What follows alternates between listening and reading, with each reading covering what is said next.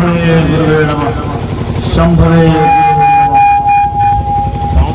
सबसे पहले देवादिदेव महादेव जगत गुरु शिव को चरणों में प्रणाम करते हैं और इस काल काल के महामानव वैन गुरु भ्राता साहब हरिनाथ जी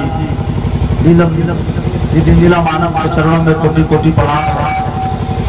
और जो हमको मार्गदर्शन देने वाले, रास्ता बताने वाले, शिष्टता की धारा में लाने वाले स्वस्थ है बड़े भाई धर्मे भैया, हम गुरु से दया मांगते हैं कि जब स्वस्थ हो हम सबों के बीच में आएंगे और अपनी आध्यात्मिक चर्चा हम सबों को आगे मार्गदर्शन करेंगे। उनको भी प्रणाम करता हूँ। आज गुरु पूर्णिमा है और यहाँ तमाम गुरु भाई गुरु बहन मौजूद है। मैं लौकिक परलौकिक तमाम गुरुओं को चरण स्पर्श करता हूँ, प्रणाम करता हूँ। इस मंच पर हमारे गार्जियन स्वरूप यजमान पिता तुल्य उग्रानंद तिवारी जी, हमारे परम मित्र मुख्तारनाथ तिवारी जी, गुरु भाई कामेश मणि जी, हमारे छोटे गुरु भाई राधेश्याम जी, लड्डू जी, विनय जी, हमारे बीच में गुरु बहन के रूप में नेतृत्व कर रही जयंती गुरु बहन, हम सबों के बीच में नेतृत्व कर रही पाटन किशनपुर से प्रतिमा गुरु बहन और तमाम जो गुरु बहन यहाँ मौजूद है, सभी का सहयोग काफी है। बिना सहयोग के बिना कोई भी कार्यक्रम सफल नहीं हो सकता है। मैं महादेव से दया मांगता हूँ, हे गुरुदेव सभी गुरु भाई गुरु बहन पर इतनी दया करें, इतनी दया करें, गुरु चर्चा और गति ले और हम सबों गुरु भाई गुरु बहन पर आपकी दया अमृत तुल्य हमेशा बरसते रहे। मैं तमाम गुरु भाई गुरु बहन को मैं कोटि कोटि प्रणाम करता हूँ। काफी समय से आप लोगों ने इस आध्यात्मिक चर्चा और भजन का आनंद ले रहे हैं और इस आनंद में हम सबों को गोता लगाने वाले जो मंच पर जो साउंड मास्टर है, जो तबला बजा रहे हैं, जो नाल बजा रहे हैं, हारमोनियम बजा रहे हैं, इनका साउंड सिस्टम है, उनको धन्यवाद देता हूँ कि आपके बिना शायद यह चर्चा उदासी लगता कि नहीं हो पा रहा है। तो आपका भी सहयोग कम नहीं है। एक एक गांव के देवी देवता को सभी को मेगा गांव के तमाम लोगों को मैं प्रणाम करता हूँ। हम लोग को सर जी के द्वारा एक सप्ताह पहले बताया गया था क्योंकि आज मैं बाहर रहता लेकिन सारा टिकट कैंसिल करा कर मैं सोचा कि गुरु पूर्णिमा है और आज सर ने प्रत्येक वर्ष बुलाते हैं, बीच में भी मैं आते रहता हूँ, तो लगा कि मुझको आज जानी चाहिए और आपसे मिलने का जो सौभाग्य प्राप्त होता है, ये बड़ा बात होता है कि आपसे मिलते हैं, रूबरू होते हैं, एक ऊर्जा का संचार होता है। और आज हम जिस मकसद से आप बैठे हैं, जो हम सभी गुरु भाई गुरु बहन का मकसद है, तो हम गुरु चर्चा से जुड़ रहे हैं, हम किस गुरु से जुड़ रहे हैं सबको पता है। और बड़ा मानस में सूत्र दिया गया, सभी गुरु भाई गुरु बहन भजन के माध्यम से बता रहे हैं कि भाई इतना सरल सहज सूत्र हम लोग को मिला है। गुरु चर्चा करना मतलब दया मान चर्चा करो, नमस्कार से गुरु को प्रणाम और कोई भोग आनंद नहीं, कोई अंधविश्वास नहीं। तो मुझको लगा कि सरल ध्यान हो सकता है गुरु से जुड़ने के लिए। और चूंकि गुरु शिव है और सभी लोग जानते हैं, हम गुरु शिव से जुड़ रहे थे, अगर जुड़ाव होता तो आप पहुंच नहीं पाते। तो आज मूल बात में 2-3 बातें बताने आया हूँ कि जो हम लोग अनुभव करें, जो हम लोग जाने और समझ पाए। अभी तक जो हमारी समझ करती है, हम जब हम पूर्णिमा समझ पाते हैं कि गुरु पूर्णिमा क्या है, हम गुरु से कैसे जुड़ेंगे। फिर बात आती है गुरु वही है हमारे संसार का अगर शरीर में होगा, शायद पूर्ण होगा कि नहीं होगा मुझको नहीं पता। ज्ञान समुद्र की तरह है, अथाह सागर की तरह है, अब इतना पोता लगा है उतना सीखे तो उसी में। लेकिन मेरे समझ में आते हैं शिव गुरु की जब बात होती है तो कहा जाए कि गुरु अनंत अनंत है और वो पूरी सागर की तरह है। आप उनसे कितना सीख सकते हैं। गुरु मतलब ज्ञान का भंडार है। अब फैक्ट्री में कोई सामान जल्दी खत्म फैक्ट्री चलता रहता है, दुकान में खत्म हो जाए, दुकान में खत्म हो जाए ताकि सामान ला सकता है। जब फैक्ट्री हो तो खत्म होने की बात नहीं है। तो गुरु तो ज्ञान का फैक्ट्री है और भी गुरु हमारे शिव है। ऐसा लगता है कि गुरु शिव अनंत है और पूर्ण है, जहाँ की कोई मैंने खत्म होने की बात नहीं है। आप जितना सीखना चाहेंगे शिष्य बनकर, जितना सीखना चाहेंगे शिष्य बनकर कि मुझे सीखना है। और ऐसे भी गुरु जब पूरा प्रत्यक्ष में पढ़ेंगे आप तो लगेगा कि गुरु पूर्णिमा की चांद है, उसी समावस की रात है। अगर हम अंधेरे में है और गुरु अगर मुझको रास्ता दे रहे हैं तो मैं समझता हूँ कि गुरु से अगर आप जुड़े हुए जुड़ रहे हैं तो गुरु से ज्ञान मिले। जब गुरु से अगर ज्ञान मिले और सुख मिले तो ज्यादा इतराने का भी जरूरत नहीं, ज्यादा इतराने का भी जरूरत नहीं है। और जब दुख मिले तो ज्यादा मायूस होने का भी जरूरत नहीं है। ये गुरु बीच के कड़ी को बांटते हैं।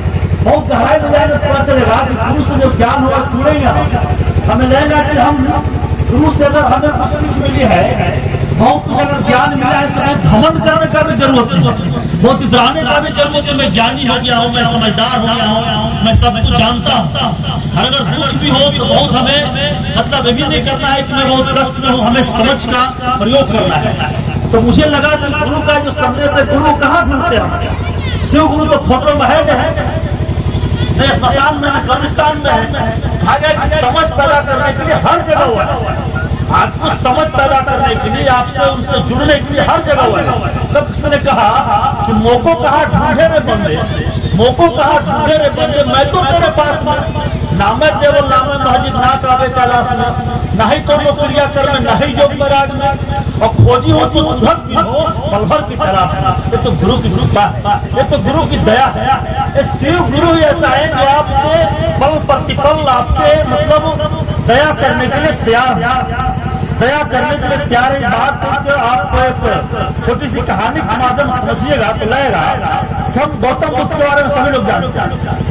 गौतम उस भारत परिवार में पैदा लिया और वो सिद्धार्थ में पैदा लिया, उनका भाई देवदत्त। लेकिन किसी ने सिद्धार्थ ने जब शिकारी ने हंस को मार दिया तो सिद्धार्थ ने बचाए, उसको बचाए, मरहम पट्टी किए, उड़ाना चाहे। उसका भाई ने कहा कि हमने शिकार किया है, मुझको इसको शिकार किया है, तो इसका ये करूंगा, सेवन करूंगा। कहा कि यार मारने वाला छोटा हो जाता है और बचाने वाला बड़ा हो जाता है। मैंने इसको बचाया है, मैं इसको जीवन दिया है। तो गौतम बुद्ध की समझ क्या होगा, सिद्धार्थ धीरे धीरे बुद्ध हो गए और बुद्ध से भगवान हुआ, बुद्ध से भगवान हो। इस तरह से महफिल जमता था। बड़ी एक गहराई में स्टोरी आप सुनिएगा तो जीवन बदल जाएगा। क्या तो मैं समझता हूँ कि चर्चा का मूल मकसद है जीवन बदलना। अगर जिससे उम्र बढ़ रहा है और कुछ बदलाव ही नहीं हो रहा, समझ ना हो रहा है, सिर्फ उम्र बढ़ रहा है, शरीर पतले से मोटे हो गए और कुछ बदलाव ही नहीं हुआ है, इसका मतलब समझ हमारी आपकी कम है। वही बात हो, नॉर्मल बच्चा है, वह शरीर बड़ा है, हरकत बच्चा ऐसा करता है। अगर हम गुरु चर्चा में बैठे हैं और हमारी समझ अगर थोड़ी बढ़ जाए, जीवन बदल जाए, तो आज गुरु पूर्णिमा के दिन चर्चा करना सार्थक हो जाएगा। लगेगा जो सावन आ रहा है वो मेरे जीवन में हर दिन सावन हो, वो बात समझ पैदा हो। ये जो बातें हैं, गुरु जब गौतम बुद्ध जब ऐसी चर्चा करते थे, अपने शिष्य को ज्ञान देते थे, बहुत लोग आया करते थे। कोई लोग पीछे सुना करते थे, कोई लोग मजाक बनाया करते थे, कोई नहीं भी आते थे, कोई लोग पत्थर ही मारता था, कोई लोग फूल भी मारता था, कोई लोग घर भी क्या रखता था। हर तरह से लोग बने चाहते थे कि इनको कोई सुनता था, कोई नहीं सुनता था। लेकिन मतलब ये कहा कि मैं सीखना चाहता हूँ, बोलो तुमको नहीं बताया जाए। गौतम बोले कि तुमको नहीं, बोल समझ गए कि व्यक्ति किस भाव में आया है, ये थोड़ा अहंकार में आया, समझ गए कि किस भाव में आया है। कोई व्यक्ति सवाल आपको हराने के लिए करता है, कोई व्यक्ति जानने के लिए करता तो है ना। कोई व्यक्ति सवाल को जानने को हरा दे, गुरु को हरा दे, लगा कि चलो देखते हैं। इसके बाद तो गौतम बुद्ध बोले कि आज तुम ऐसा करो कि मेरे पास चर्चा मारने से पहले एक दिन तुम स्मशान में रहना। बोले स्मशान में रहना होगा, ये तो बड़ा कठिन काम है, स्मशान में हम जरिए जाएंगे, हम भूतो प्रेत की बात हो जाएगा। बोले तुमको रहना ही पड़ेगा। तो वो बोले कि ठीक है, आपका आदेश होगा तो हम देखते हैं, आपकी दया होगी तो जाएंगे। वो व्यक्ति 2 दिन का समय लिया, सोचा समझा, विचार किया। वह उनके दरबार में गया, आश्रम में गया और बोला कि आज हम तैयार हैं, हम जा रहे हैं। बोला ठीक है तुम जाओ आज। और वो सुबह 9 बजे निकल गया, वो जाता है वहां और वो बैठता है वहां, बैठता है, वो बैठ कर आराम से सोच रहा है। और गौतम बुद्ध अपने साथ 3-4 शिष्य को लगा दिए, बोले देखना ही कहीं फांकी मत मार, लेकिन इसको पता न चले कि कोई मेरा पीछा भी कर रहा, इसको थोड़ा देखना कि कर क्या रहा है। और उसको 4 शिष्य को पीछे लगा दिए, ऐसे गुरु आपके पीछे किसी को लगा दिया, ध्यान रखिएगा गुरु, हम अगर सही से नहीं करेंगे तो गुरु किसी को लगा दिया है, कोई ना कोई माध्यम भेज दिया है कि नमो शिवाय ठीक से कर रही कि नहीं कर रही, दया मांग रही कि नहीं मांग रही, चर्चा गुरु लगा दिया। गुरु अंतर्यामी, गुरु अविनाशी, गुरु कल्याणी है, गुरु अग्रेश्वर है, गुरु महाकाल है, महामृत्युंजय है। हमारा गुरु साधारण नहीं है, हमारा गुरु शिव है जो कालो का काल महाकाल है। वो तो आपको पता भी नहीं चलेगा, आपके पीछे आपने फिट कर दिया है, देखो ईमानदारी से काम कर रहा है कि नहीं कर रहा है, कर क्या रहा है। तो गौतम बुद्ध ने भी इस तरह तो 4 शिष्य को लगा दिया थे। जब आप देखो पता करो कि व्यक्ति कर क्या रहा है। वो व्यक्ति जाता है वहां, बैठता है, श्मशान में उधर से चीता आती है और वो चीता में बड़ा 8-10 लोग रहते हैं, वो गरीब आदमी का चीता, 8-10 लोग 12 लोग 15 लोग रहते हैं। कुछ लोग दुखी रहते हैं उसमें है, कुछ लोग परेशान रहते हैं उसमें है। एक चीता और उधर से आती है, आधे घंटे बाद बड़ा ताम झाम के साथ आती है, पूरा भीड़ भाड़ फिर पूरा एकदम बड़े जमा हुआ रहता है। दोनों चिता को किया जाता है, एक चिता पर लकड़ी जलता है, एक से चंदन का लकड़ी जलाया जाता है। एक चिता को चंदन का लकड़ी जलाया जाता है और कुछ लोग उसमें ज्ञानी बहुत रहते हैं, बोलते यार ऐसे था वैसे था, क्या है दुनिया में कुछ नहीं है, आए हैं तो जाना है, एक दिन यही सबको आना है।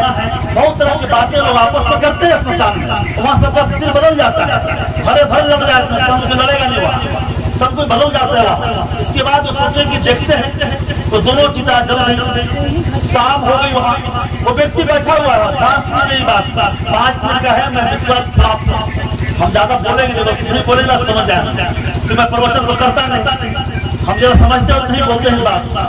तो आपको लगा वो व्यक्ति को जब चिता जल गई तो शाम हो गई, शाम हो तब वो 4 शिष्य वहां बैठे हुए थे, देखते भागता है कि नहीं आता। रात 9 बज गया, 10 बज गया, जरा हिम्मत से टिका हुआ है, डर पहले से बना हुआ है, भूत पता जाता है, फिर है रात में बड़ा रिक्शा, ठीक है। तो उसमें बैठा हुआ है, सब बैठा हुआ है। सुबह हो गया, सुबह होकर चला गया अपने बुद्ध के आश्रम में, बोला सर हम बैठ गए, कोई दिक्कत नहीं है, हम आ गए। बोले तो मेरे मुस्कुराए, मैंने तो मुस्कुराए जी कि महान व्यक्ति मुस्कुराता ही बहुत, बोला यार जीवन में मुस्कुरा ही बड़ा है, अगर हम मुस्कुराए नहीं तो याद रखिए भगवान ने तो इंसान को मुस्कुराने के लिए बनाया है। अगर जानवर मुस्कुरा जाए तो समझ लीजिए इंसान होने के काबिल नहीं, जानवर तो मुस्कुराता नहीं, इंसान मुस्कुराता है। इसलिए कहा जाता है कि जब आसमान में चिड़िया चहचहाती है तो आसमान मुस्कुराते हैं, और जब शिष्य मुस्कुराता है तो शिव मुस्कुराता है, जब शिष्य मुस्कुराता है तो शिव मुस्कुराता है। ये बात गुरु मुस्कुराता, ये बात हमको समझ। इसके बाद वो मुस्कुराया, गौतम ने बोले क्या देखा, क्या हुआ, डरा था क्या? बोला सर डर तो कुछ लगा नहीं, लेकिन जानवर से बड़ी डर रहा था, जानवर खड़ा खुरी कर रहा था, उन्हें पता ही हिल रहा था, उन्हें हवा चल रहा था, लगा सला कुछ है क्या?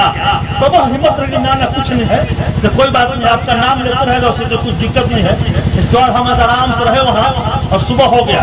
बड़ा कुछ समझ हुई, बस अभी तक कुछ समझे नहीं, इतना समझ पाए एक चिता अमीर का आया था, एक चिता गरीब का आया था। दोनों चिता जब जल गया तो देखा राख दोनों का बराबर था, उसमें न चंदन नजर आया और लकड़ी नजर आया, लगा बराबर दोनों को नजर आया, तो लगा कुछ ज्यादा अंतर नहीं है, यहाँ सम्मान प्रक्रिया है। बोला कि तुमको क्या समझ पाया? तो सर ऐसा ही समझ पाया, बाकी देखते आगे। बोला तुम एक दिन और जाना है, अब कहाँ भेज रहे आप? एक दिन केवल हिम्मत से फिर भेज रहे हैं। बोला तुमको शिष्य बनना होगा, अग्नि की परीक्षा तो देना होगा, तो आग से गुजरना होगा।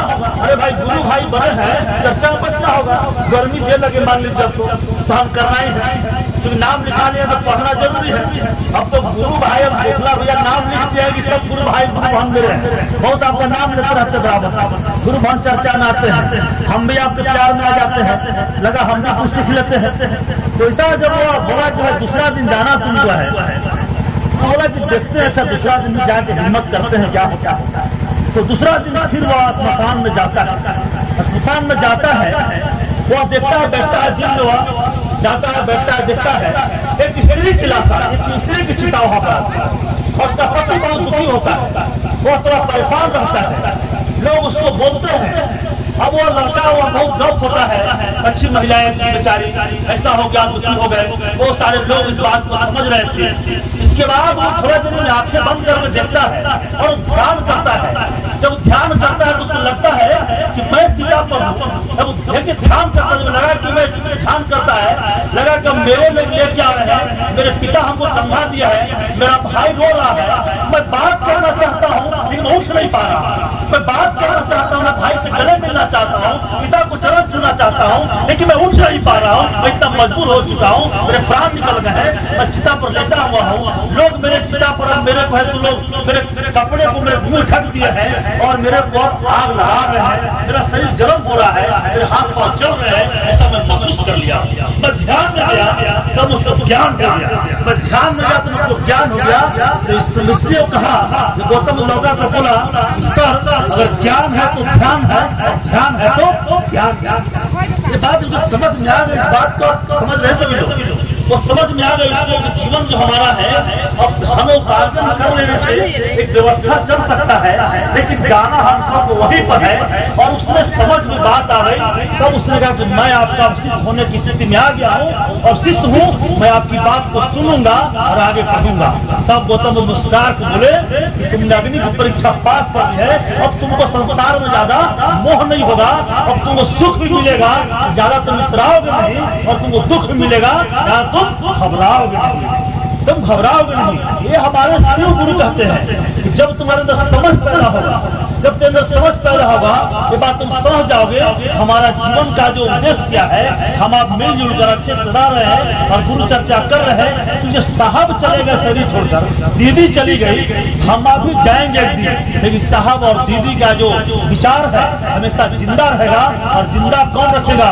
गुरु की दया से इतने गुरु भाई गुरु बहन जी बैठे हुए हैं, हम कभी उनको मरने नहीं देंगे। हम सब जानते हैं, अभी भाई ने गाना गाया बलिहारी दीदी की, उसने बाग लगाई, अब हम तो सफर करते हैं, तुम गुरु चर्चा करते रहना। ये बात हमको आपको समझ में आ गई। अगर आज हम जानते हैं कि गुरु पूर्णिमा का दिन है, तो तमाम गुरु भाई गुरु बहन एक संकल्प ले, हम जब तक मेरे शरीर में सांस हो हम गुरु चर्चा करते रहें और गुरु का काम करते रहें, गुरु चर्चा हमारा हो और नमः शिवाय से गुरु को प्रणाम करते रहें। यही 3 सूत्र है। बाकी तो मैं बहुत सारी बातें कहा हूँ और खासकर बेटियां बैठी है, मैं इतना आपसे निवेदन करूंगा या ऐसा चले आप पिता को गर्व हो मेरा बेटी नहीं बेटा मामूली उठाकर कहा न सके। गुरु चर्चा हमको आपको ज्ञान पैदा करता है और समझ पैदा करता है।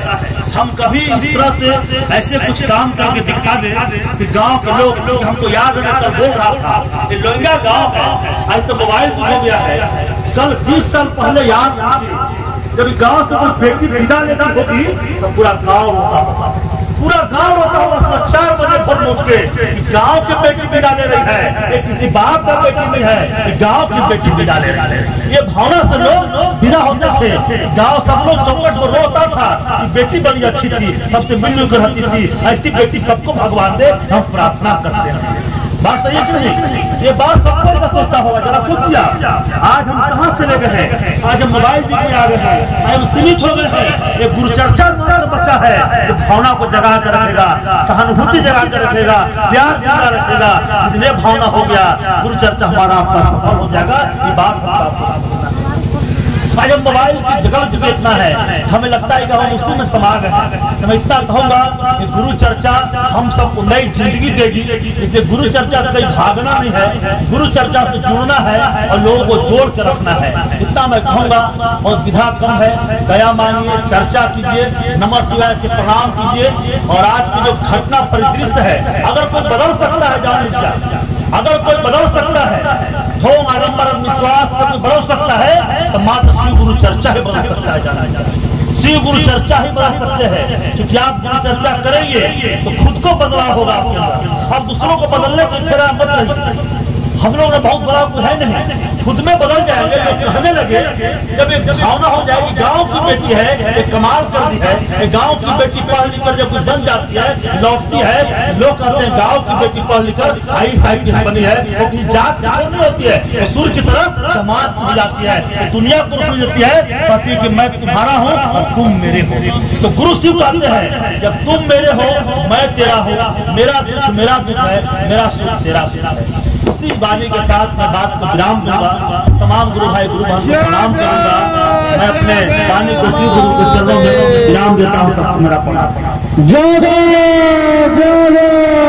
महा